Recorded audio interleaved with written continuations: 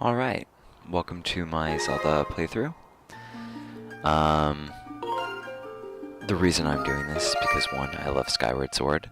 2, I've never done a proper recording from my new computer, and I'd like to try that out. Also trying to learn how to edit and stuff like that, so right now I'm recording voice tracks separate from the video and trying to put them together, see what the end result is, especially after uploading to YouTube. And then the other part of it is I'm running Dolphin. I actually got it to work on my computer, and I find that I get to max out all the settings and everything still runs perfectly smooth. A lot of the hiccups are just, usual things that I guess computers have problems with concerning Dolphin and Wii games and such. But generally, I'm running pretty much at 30 frames a second. I can't get it to run at 60. I think it's locked. But it looks and runs spectacularly when I play it. So I don't really notice too much of a difference. Yeah, and it runs really well. Right here, when I'm playing, I was experimenting a lot with the settings and trying different recording devices until I actually got an update for Shadowplay. So now it just records my desktop, which means I get to record whatever the hell I want. So yeah, and it's also a lot less strain on my computer, I find. But I was playing around with all the settings and different players, and I found that it was generally losing a lot more frames every single time I tried playing it. So this was as smoothly as I could get it to run while doing Shadowplay, which is actually pretty well. Typically the game kind of does some start and stop when I pick up a new item or I run into a new enemy and like a new sound file plays. But generally, pretty smooth.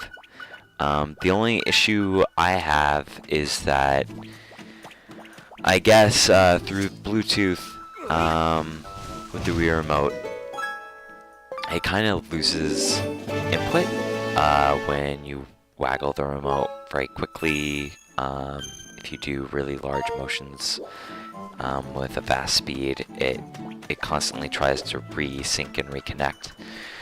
So if you see me do combat, it'll be kind of slow and really calculated, and that's because I'm trying to make sure I get the swing that I want.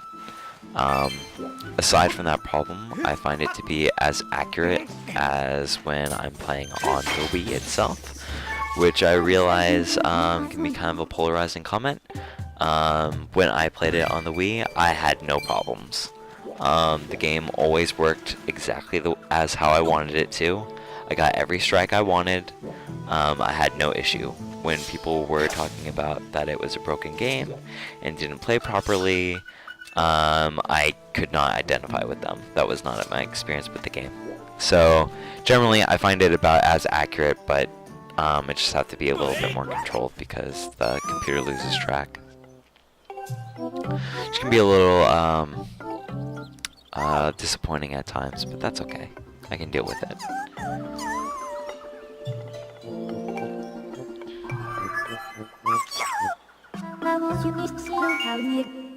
So, let's say, right where I am in the game right now, I have gone through the trial to become a Knight of Skyloft.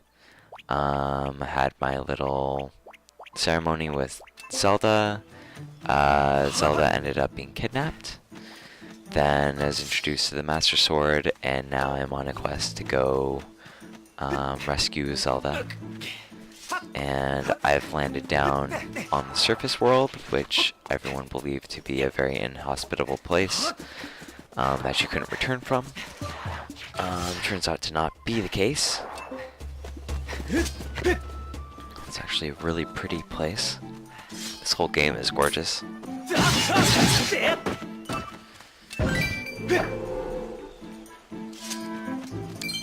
Yeah, so right now I've ran into the Geeky Elder, who, I don't even know what to say they look like. The closest thing that I think they look like that my mind can actually access, which I still think is an inaccurate description, is giant pandas with plants on their back. Wearing these like little thin masks with pointy noses. Anyway, I ran into the Kikwi Elder who knows where Zelda is, but he doesn't want to tell me until I can assure him that the rest of the Kikwi tribe is safe. So I'm using a dowsing technique to locate where they are in the giant map. I think there's 3 of them. I have to find all 3, and then I have to go revisit the Kikwi Elder in order for him to tell me where Zelda is located. That being said, I suppose that would put me in the quote-unquote tutorial phase of the game. I don't think a lot of people see Skyward Sword as a positive game, or rather, I don't think they see it in a positive light. I think they view it as a very hand-holdy game that didn't function very well, that had a very linear gameplay experience, and I don't know, I guess they didn't think it had a good story either. One criticism of it is that it takes way too long to get to the first dungeon, which then all the time spent before the first dungeon, which is like a couple hours, all of that beforehand is the tutorial phase of the game. It's just telling you how to play. I don't refute that it's, you know, it has its own tutorial like function of showing you different aspects of the game and having you interact with them and learn from them. But honestly, like, that's what Zelda games do the entire game long. I think a bad Zelda game is one that runs out of concepts and forces you to repeat the same actions in different ways that, you know, you've been doing for the whole game. Skyward Sword to me doesn't really repeat that much of itself. It introduces you to concept, it keeps showing you different ways to manipulate that concept, and then it moves on to the next one. It's really no different from any other Zelda game. I find what's contained in this one a lot more fun and engaging. So the conception that, you know, the first couple hours is a tutorial and it's not in the first dungeon, therefore it's not fun and it's hand-holdy, I don't think that that is an accurate view. I think it's engaging, I think it's fun, I think it's varied, and the exploration is really awesome in this game, I think.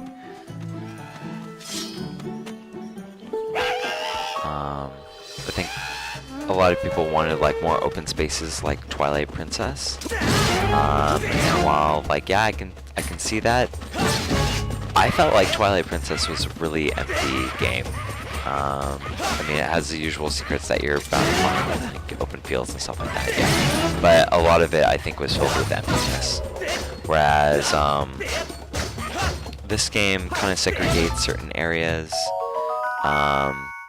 It condenses them a lot more, so when you find a secret or something new to explore, it's within a couple, you know, footsteps from where you previously were. So in that way, there's a lot of discovery to be had, and it all happens in quick succession. So I think that it's really fun in that aspect.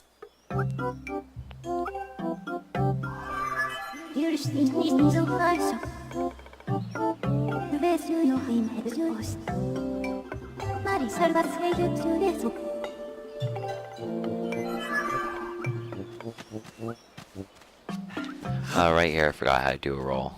I was really struggling. That's like, I've pushed all the buttons, and then I was like, oh yeah, shake the nunchuck. That's a button I haven't explored. I think that's the unfortunate part about the Wii game, or I mean Wii games in general, is, yeah, a gesture's a button. You know, there's so many different ways you can gesture with motion that, I mean, you could just straight up not think about it.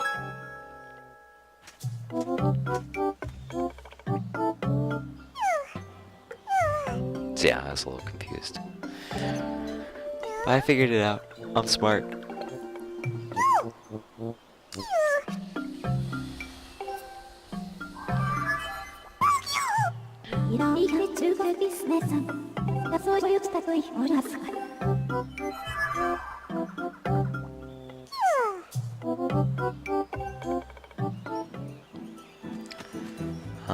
Yeah, so interacting with the game, a lot of fun.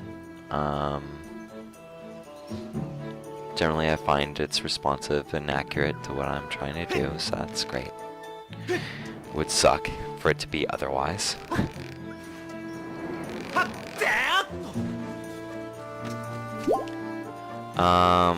But yeah, so like even being in Skyloft starting off the game, I think it's worthwhile gameplay.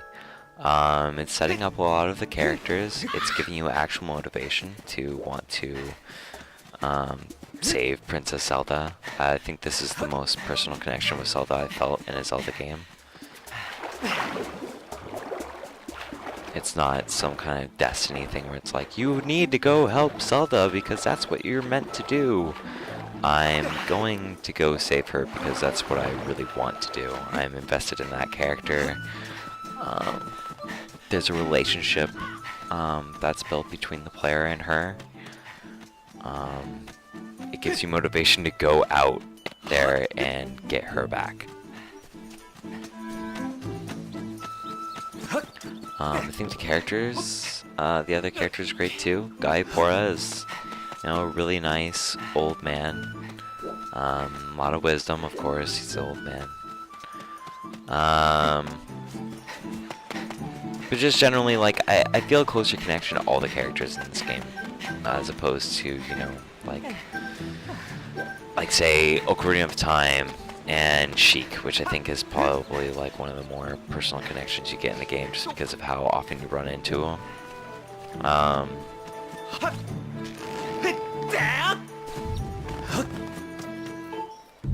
I got distracted by the Kikui. He's so large. Now I don't know what I wanted to say.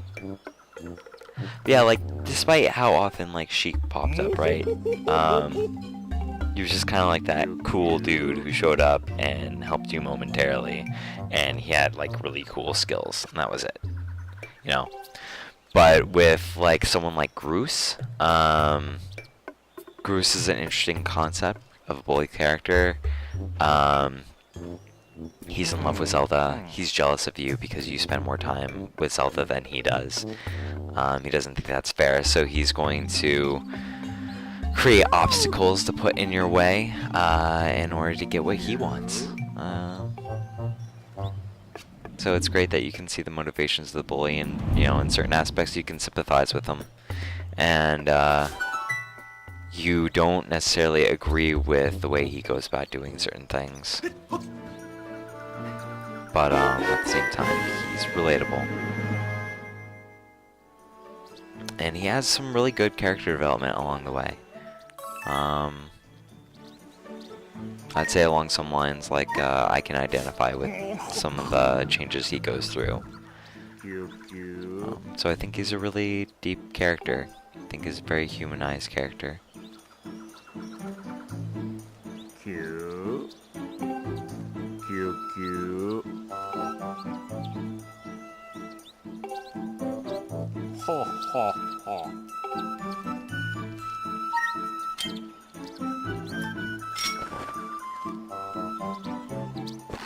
It's a little hard to get the trajectory of that pellet, but really what that leads to is when you finally master it and you don't miss anything, it's just satisfaction all the time from knowing that you've mastered, you know, a harder mechanic. Okay, so the water, like, the way that they animated it, it's so pretty. So pretty. Like, it looks luscious, it looks like honey, it looks, oh, you want to drink it.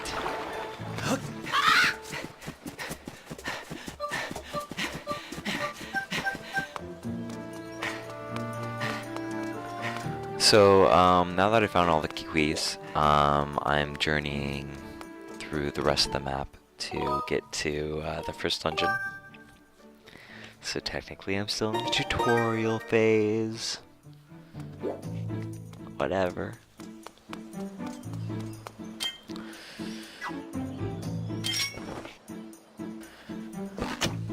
Nice shot. Nice shot. There you go.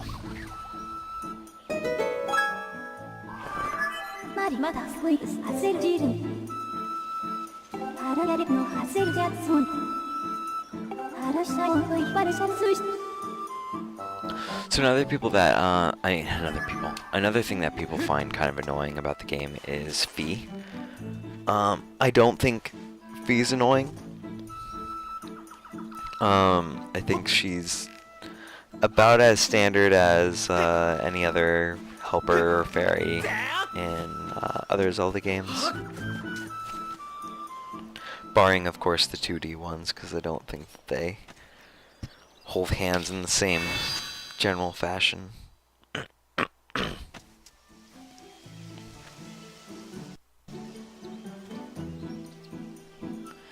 But yeah, I actually enjoy her as a concept. It's kind of like this ancient technology, yet it's still kind of magical. I like it. I like her.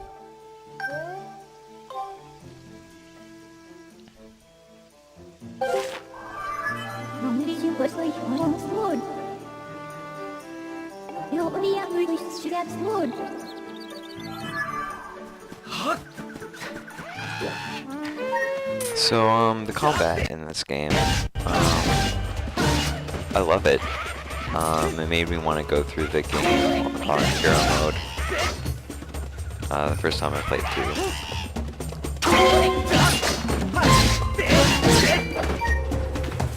Had a lot of fun with the action.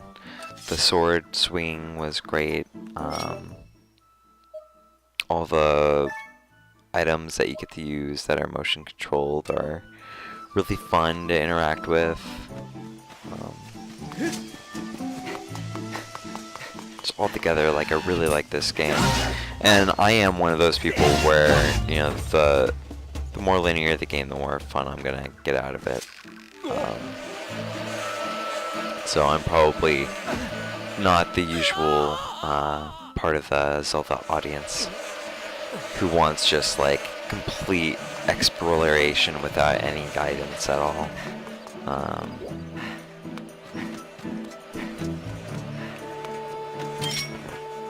So linearity presented in Skyward Sword, I think it's fine. I think there's enough balance of this is where you should be, but here's enough to explore while you're here.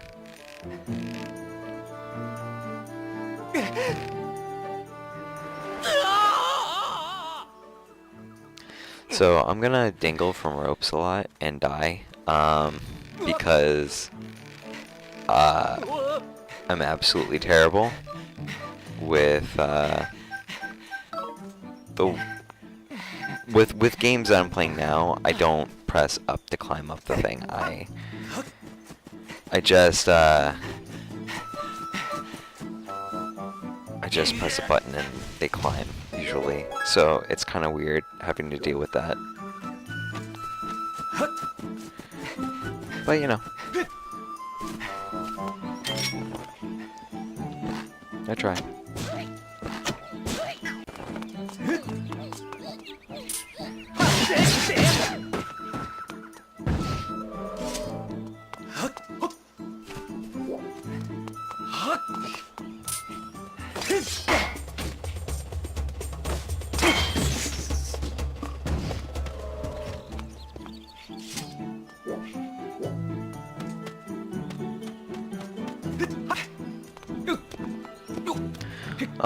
One of the things I really enjoy about this game as well is the stamina bar.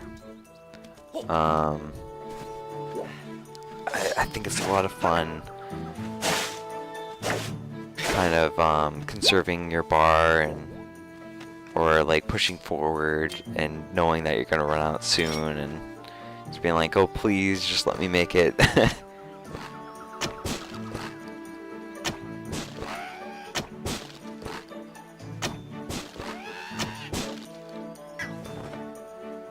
I always feel pretty cool using the slingshot and like whenever I get rewarded by actually hitting what I'm trying to hit.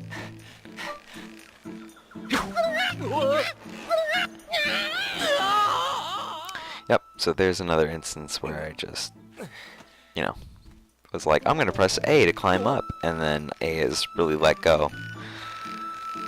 It's a wonderful concept.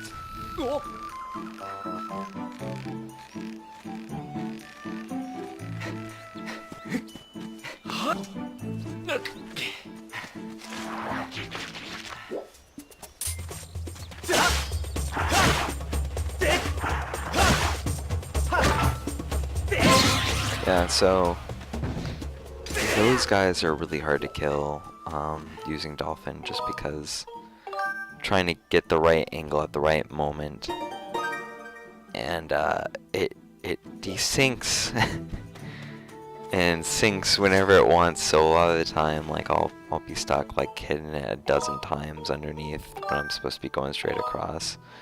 It just doesn't work out.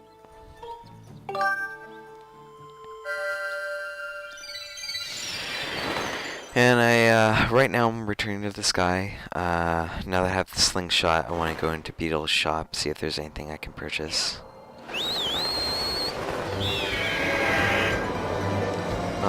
Something that's absolutely terrible. I used to love these segments a lot. I love the way that you're supposed to gesture with the flight mechanics of the bird, but I'll be damned, like, the Bluetooth just does not like it. So every time you flap, it's like, I'm gonna resync this real quick, and you're like, no, please stop. You're not doing what I need you to do. So that's gonna be annoying. The tutorial flight, where you're trying to catch the thing from Groose, that was terrible. It was really bad. Took me forever.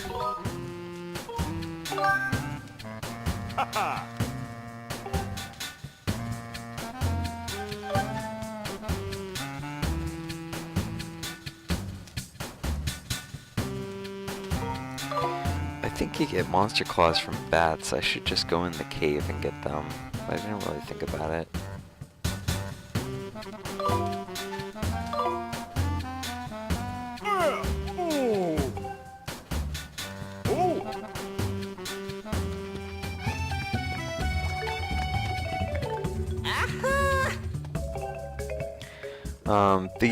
The reason why I don't have the beginning of the game recorded, and why I'm not going to go back and record it, is because I've been having so much trouble getting this off the ground in terms of recording gameplay stuff, that I just needed to get done with it. Like, I just needed to start making some progress so I can actually start getting better at this whole thing. So we're just starting off where I am, which is generally towards the beginning of the game, so the only thing you're missing out on is the setup for the adventure, which is fine. This game has been out for a while, I'm sure someone's already seen this. I thought it would be kind of cool to show off what it was like playing through on Dolphin, though, since a lot of people don't have the opportunity to run Dolphin.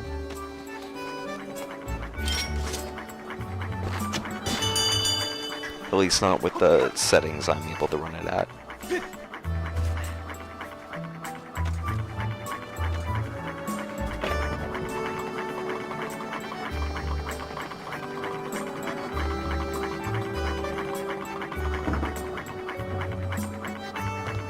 So this is Beetle's shop. Beetle has a wonderful voice actor. He has like the best gestures and noises. Oh!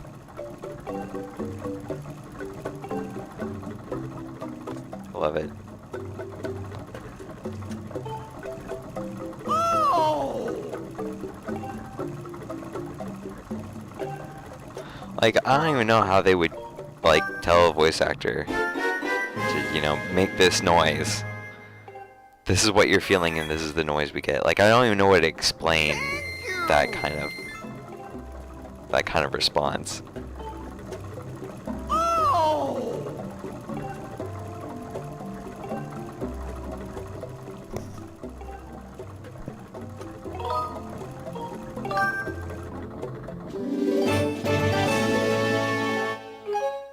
I'm still trying to think of things that would get that kind of response. I'm having some trouble.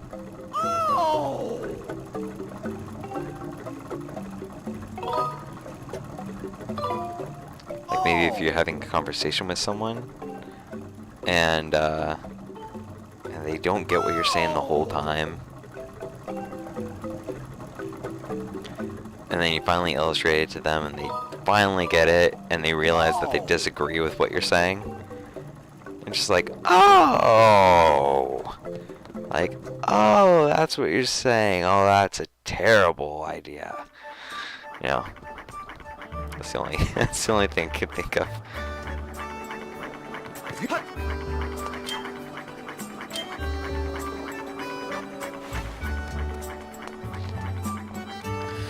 So yeah, I made it into the shop. I got my wall upgrade. As far as I'm concerned, I'm good to go. Oh yeah, bug net too. Got that. So like, I'm gonna catch some bugs. I don't remember what you use the bugs for. I think give it to someone and they trade you like better items or something like that. I can't remember. That's the awesome thing is I don't remember a lot of this game, so it's almost like a fresh play. Which really excites me because I loved this game when I played it on the Wii when it first came out. And I'm also excited to be able to experience all of that from a fresh perspective all over again.